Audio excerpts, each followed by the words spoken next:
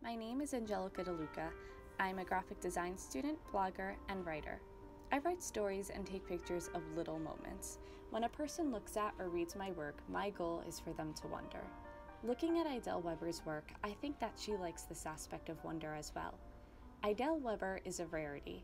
She's a pop artist, but she doesn't do what Lichtenstein or Warhol or any other male pop artist did. Still, she had a hard time finding clients. Most men curators loved her work, but refused to show or buy it because she was a woman artist. Most of the time, women collectors bought and showed her work. Weber wasn't making these paintings for people. She was painting to people, and if they didn't want to listen, they didn't buy.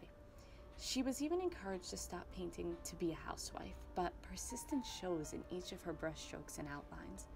As a graphic designer, I look at her work and I think it's a print.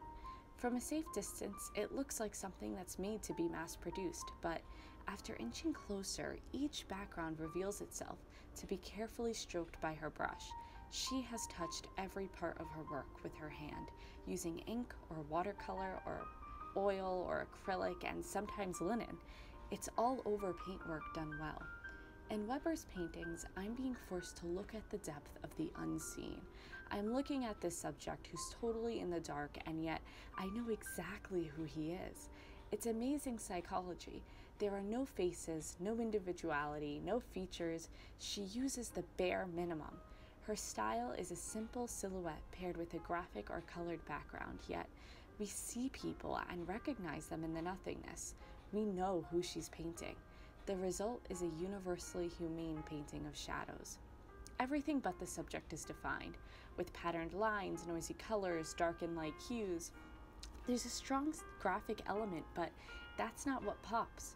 What pops is the figure, the thin line around it.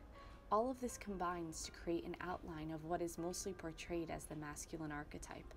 Weber is painting what she knows. Her style is storytelling. I love that I can read her work like a book.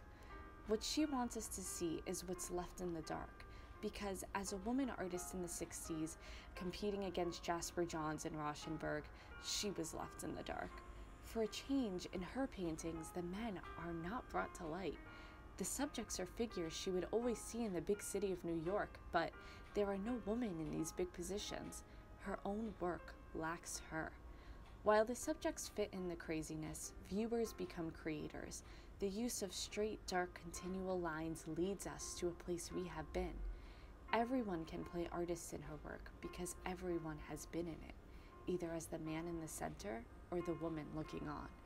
In this painting, a triptych titled Munchkins 1, 2, and 3, a big scene is being paused.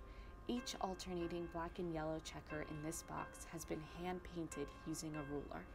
It's far from mass-produced, but she makes it look so easy.